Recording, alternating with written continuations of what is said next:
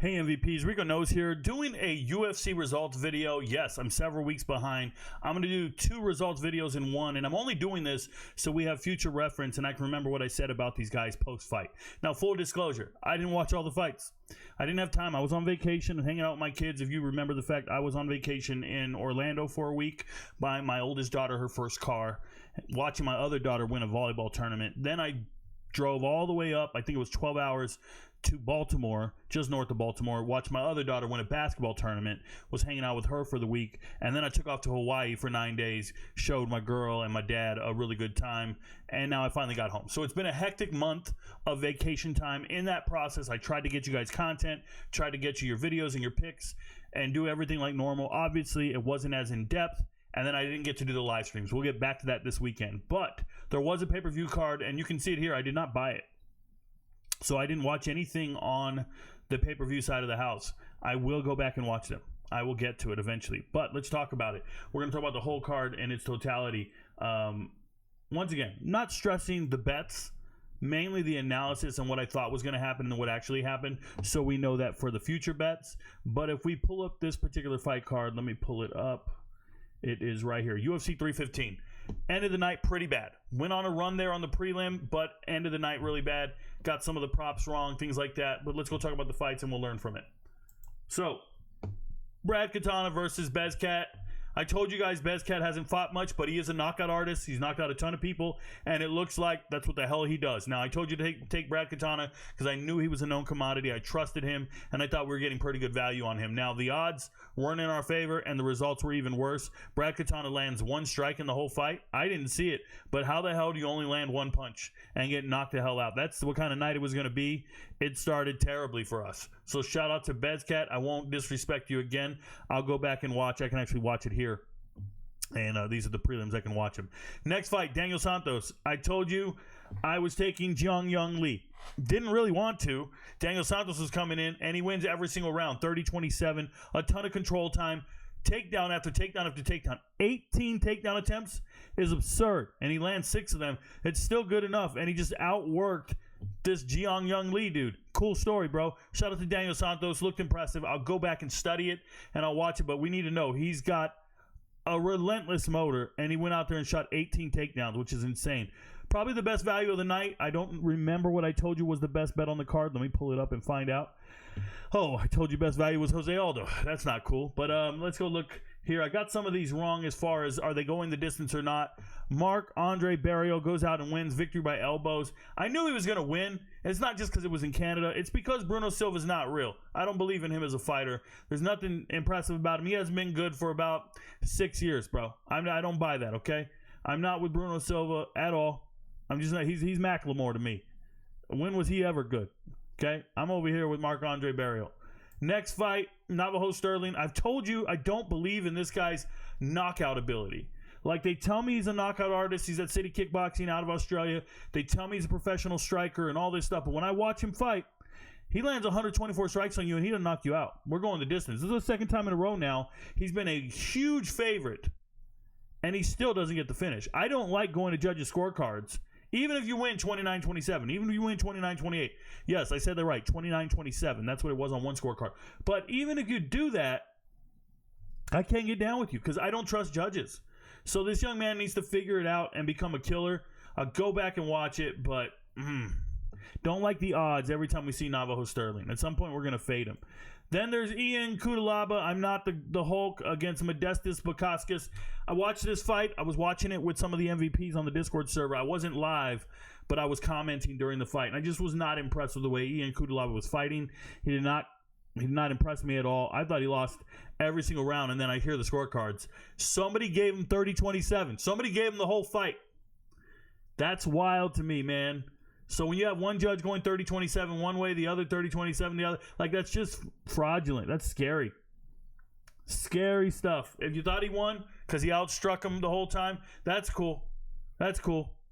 I wasn't mad. I didn't think we got robbed. It was just ugh. Now some of you guys are screaming robbery. I'll go back and I'll try to watch it again, but I didn't scream robbery when it happened. Jasmine Jazz the Vicious wins by submission. I thought it was going to go the distance, but we knew Jazz was winning. This was a lock on the card. Did I switch it off of a lock and make it a lean? I might have. That's on me. It was a lock all week, and then I moved it off of the lock. Obviously, missed the prop again. Props have been going ice cold recently, and we'll talk about that. But money line, getting 4 out of the, 7 prelim fights, right? Not bad. And getting these pairs like this works if people are parlaying the pairs. I know I had the Canadian parlay there. Jazz the Vicious, Mike Malott getting you minus 115 money on the money line. And I just knew they were better than their opponents by a significant margin. And that's why I parlayed them together. I also wanted you to be in plus money at the end of the prelim so you could sit out the main card. That was the agenda there. So I went ahead and gave you a prelim parlay of Jazz the Vicious and Malott and said, go make that happen. I like Mike Malott at minus 210. I feel like he's a much better fighter than that. Charles Radke's not real. Charles Radke goes out there and gets knocked out in the second round. And Mike Malott, although he's not high volume, I think he's very deliberate with what he's doing out there. So I appreciate him for what he is.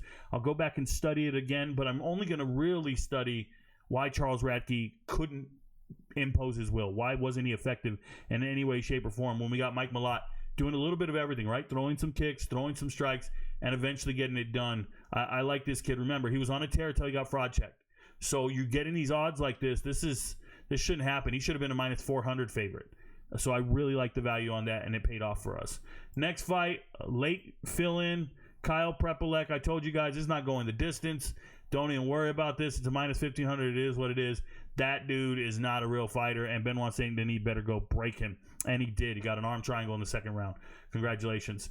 One of my favorite bets on the whole card. Told you guys, put your money right there and trust it. Natalia Silva's a different type of fighter. She's not going to get taken down. She will not accept takedowns. So now you're looking at Alexa Grasso, the only accidental champion out there, if you ask me. But she's just not going to get it done. She's not athletic enough to impose her will, and Natalia's just going to keep moving, and you can't hit her. And that's exactly what happened here. We're going to keep moving for 15 minutes and go out there and win the fight. It's never going to be for knockouts. She's not ever going to stun you and hit you, but she's going to look flashy and appealing to the judges for sure. So she wins this fight 30-27 on every single card. I'm not surprised. Love the pick, love the bet, love the fight. And then we got this one. We lose. Jose Aldo retires. Didn't get it done. Zahibi out here winning. Okay. Canadian. Outworked him. Got it wrong. Sometimes I miss. That's real. Assessed it incorrectly. I did not think Ayman Zahibi was going to beat Jose Aldo. I just didn't. And he did. He beat him in every aspect. So it is what it is. Then we get to the championship fight. Pretty boring stuff. Farah just not where she needs to be. Yes, 7 minutes control time is there. But when you see a girl go out there and not be able to get her takedowns, as big and strong as she is, could not get her takedowns. 1 for 12, could not impose her will and just beat her up. Valentina Shevchenko did not deserve to lose her belt by any means, so she goes out there and she holds on to the belt. Now, some people will be upset about this and say we got robbed. I don't feel that way. I feel like Faro, if you want to beat the champ, you got to take it from the champ. I didn't see that. So Shevchenko gets it done. And then I didn't have the courage to take Jack Della Magdalena, JDM. I understand what's happening here, and I talked about this with one of the MVPs.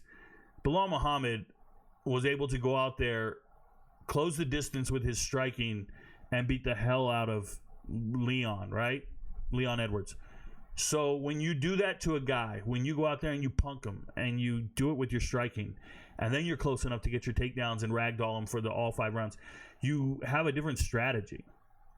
And then you go into the next fight, and you think you can impose that strategy with somebody like Jack Della Magdalena, who's not going to let you do that. You don't get to go in here and do your takedowns and control me forever. No, I'm going to bang with you, and I'm going to hurt you. And you saw their faces. They were swollen. It wasn't pretty, but the man outworked him, outclassed him, and he looked great doing it. So shout out to JDM for winning. It hurts to go miss at the end of the night, especially on the main fights. But remember what I tell you guys every single fight card. You don't ever want to be betting against the best fighters on the card. Don't bet against the best fighters on the card. You're trying to guess these right. You're going to get them wrong because the opposition is some of the best fighters in the world. It's way different when you're betting on something like this when it's not one of the best fighters in the world. Okay? You just have to get away from that desire to bet on the biggest fight on the card every single week. Get away from that. Stop betting on the Super Bowl and start getting some of these other games right. Okay? Burns and Morales card. ended much better. We ended the night much better. I hope MVPs figured it out. I know some of them did. They reached out to me in the DMs, showed me how they flipped their units and made a ton of money. They only bet 2 fighters. Some of them only bet these 3 guys right here. They went in here and they bet these 3 on the main card. Those MVPs are fucking awesome. I like those guys. But let's go talk about the card in totality. So the next fight, I'm going to go in here and pull it up. Burns and Morales. It was a fight night last week. Scroll down. First fight of the night, Tisha Pennington. I told you don't even bet on this fight. Just ignore it. But I also told you that if I had to pick one, I'm picking Tisha Pennington because I don't see how Luana Pinheiro wins the fight.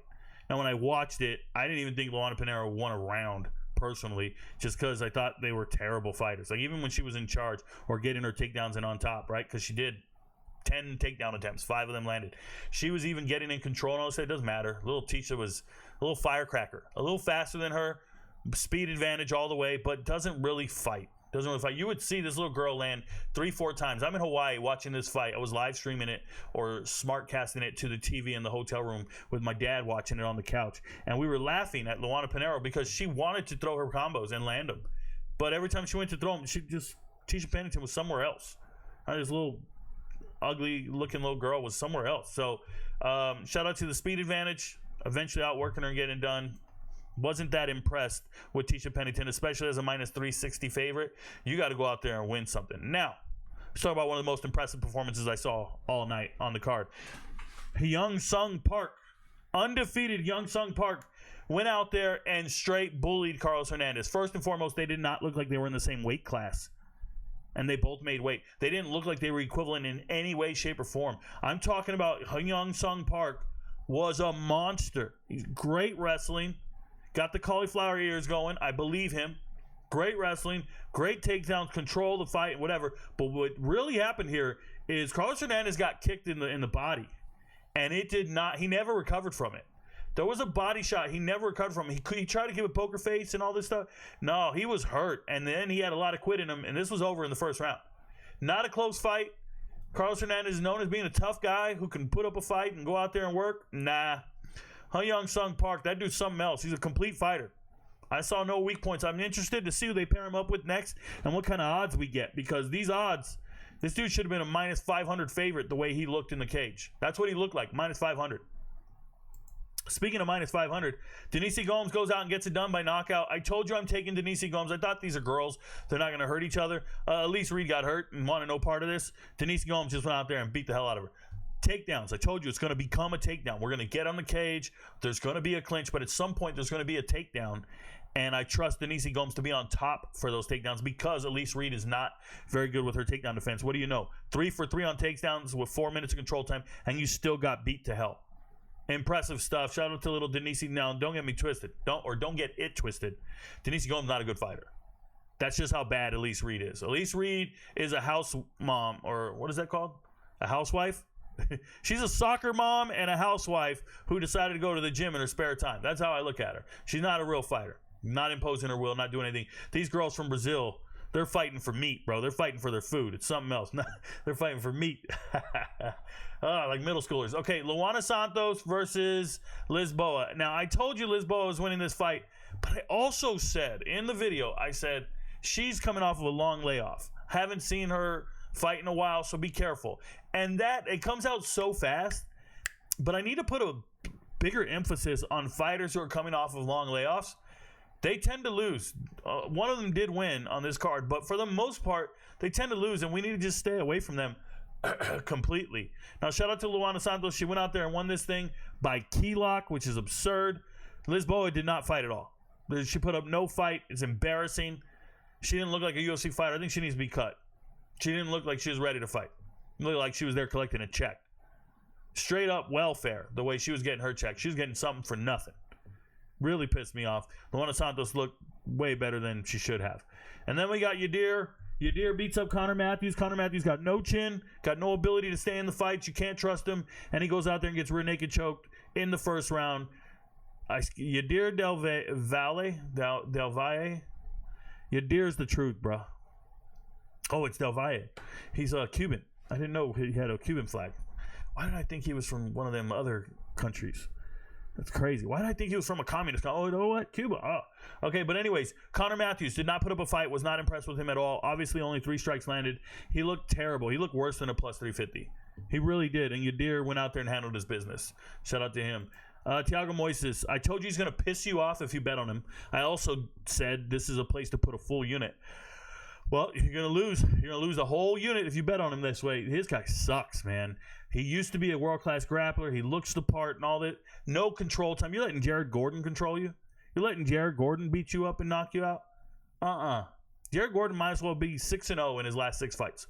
If you go back and look, there's a mistake, there's an infraction, or this, that. He could very easily be 6-0 over his last 6 fights, and Jared Gordon's kind of flipping the entire script on who he is and what he is.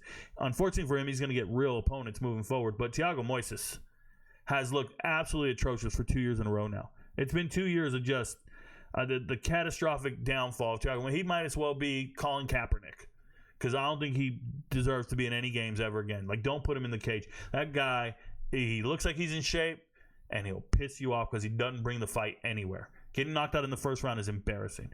Speaking of embarrassing, Gabe Green, a plus 175 underdog, 2-year layoff, comes out and finds a way to win. Now, did Gabe Green really outfight or outperform Mateus? I don't think so.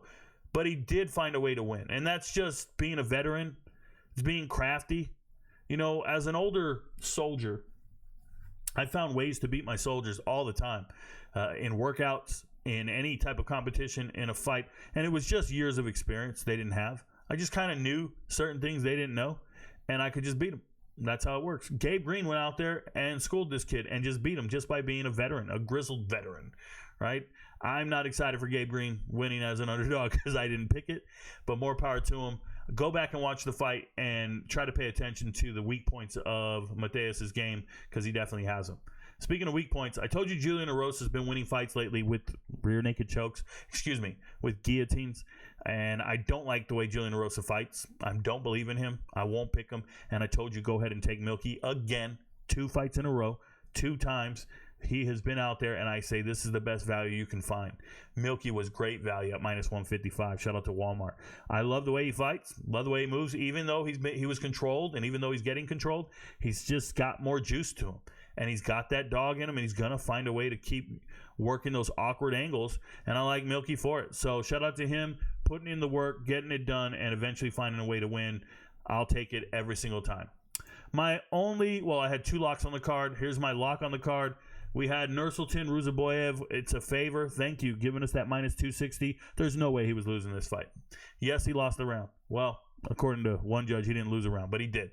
Okay, so he won by points, 29-28. He wasn't fighting a scrub in Dustin Stoltzfus, but Stoltzfus is 6 feet tall, and you're not going to beat a guy that's 6'5". When you get takedowns and you're fighting somebody 6'5", the way that works is like what you normally would do for sweeps, you can't do because his appendages are too long.